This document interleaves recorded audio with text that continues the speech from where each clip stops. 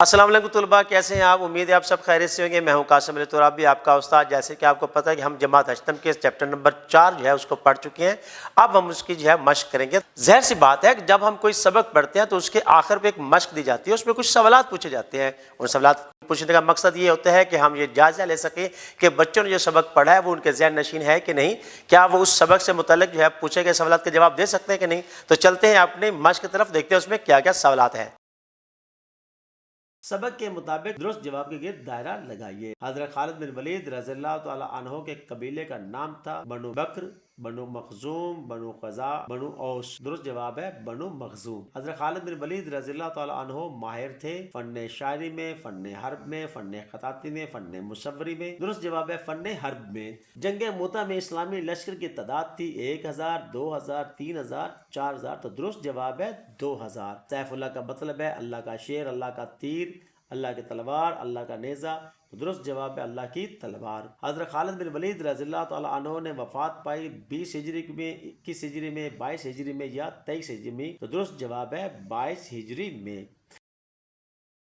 دیے گئے سوالات کے مختصر جوابات تحریر کیجیے۔ حضرت خالد بن ولید رضی اللہ تعالی عنہ کی کنیت اور لقب تھا۔ آپ کی کنیت ابو سلمان اور لقب سیف اللہ تھا۔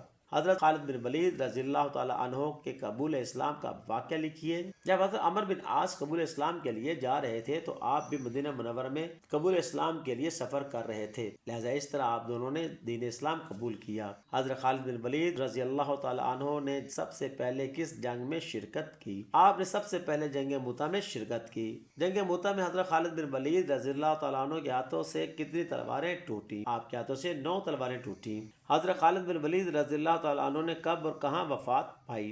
آپ نے 22 ہجری میں مدینہ منورہ میں وفات پائی۔ دیے گئے سوالات کے تفصیلی جوابات تحریر کیجیے۔ اساتذہ کرام ان کے تفصیلی جوابات تختہ بورڈ پر تحریر کریں، بچوں کو کاپی پہ نقل کروائیں تاکہ وہ یاد کریں اور لکھنے کے قابل ہو سکیں۔ زبانی اظہار۔ کسی اور مسلم سپہ سالار کے حالات زندگی کے بارے میں معلومات اکٹھی کیجیے اور کلاس میں باقی طلباء کو پڑھ کر سنائیے۔ اساتذہ کرام انہیں کسی سپہ سالار یا سالار کے بارے میں معلومات یا مواد مہیا کریں تاکہ بچے اسے پڑھیں اور ذہن نشین کریں اور ایک دوسرے سے بات کرنے کے قابل ہو سکیں۔ اگر آپ کسی جنگی محاذ کی سپہ سالاری کریں تو آپ کی جنگی حکمت عملی کیا ہوگی؟ دوستوں کے ساتھ گفتگو کیجیے۔ اساتذہ کرام انہیں محاذ کے بارے میں، میدان جنگ کا نقشہ اور ترتیب و تقسیم کے بارے میں جو ہے وہ معلومات فراہم کریں تاکہ بچے سمجھیں اور میدان کو جو ہے خاکہ تیار کر کے اس کی ترتیب دینے کی کوشش کریں تاکہ وہ اس پر بات کرنے کے قابل ہو سکیں۔ درجہ عبارت کو پڑھیے اور اس کے اہم نکات بیان کیجیے۔ اساتذہ کرام کلاس میں بلند خوانی کروائیں اس عبارت کی اور اہم نکات کی نشاندہی کریں تاکہ بچے کاپی پر نوٹ کریں، یاد کریں اور لکھنے کے قابل ہو سکیں۔ لفظوں کا کھیل۔ دراصل محاورات کے بعد معنی جملے بنائیے۔ اساتذہ کرام ان محاورات کے جو ہے معنی لکھیں اور 7 جملوں میں استعمال کر کے کاپی پہ نقل کروائیں تاکہ بچے یاد کریں، بار بار پڑھیں اور لکھنے کے قابل ہو سکیں۔ زبان شناسی۔ متشابہ الفاظ۔ متشابہ الفاظ کی 2 اقسام ہیں، متشابہ الفاظ بلحاظ آواز، متشابہ الفاظ لحاظ املا۔ مثالیں: متشابہ الفاظ بلحاظ آواز: الفاظ عرض، زمین، عرض، گزارش، صدا، ہمیشہ، صدا، پکار۔ متشابہ الفاظ بلحاظ املا: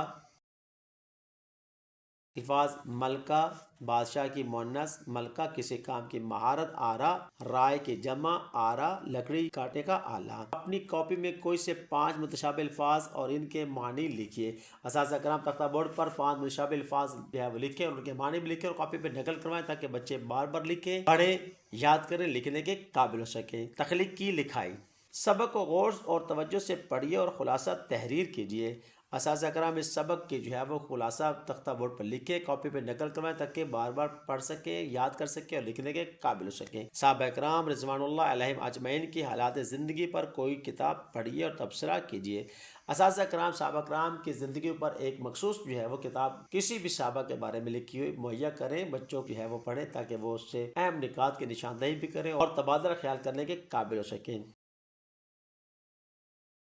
جی عزیز طلباء، امید ہے آپ نے ہر ایک سوال کو بڑی عمدگی کے ساتھ اور دھیان و توجہ کے ساتھ جو لکھا ہوگا۔ اس طرح آپ کی ایک بہترین نوٹ بک تیار ہوگی جس سے آپ بار بار پڑھ کر یاد کر سکتے ہیں اور امتحانات میں اچھی کارکردگی کا مظاہرہ کر سکتے ہیں اور اچھے نمبروں سے پاس ہو سکتے ہیں۔ تو اس کے بعد ہم ملیں گے ایک نئی ویڈیو میں ایک نئے چیپٹر کے ساتھ، ایک نئے سبق کے ساتھ. تب تک کے لیے اپنا ڈھیر سارا خیال رکھیے. اجازت دیجیے. اللہ حافظ.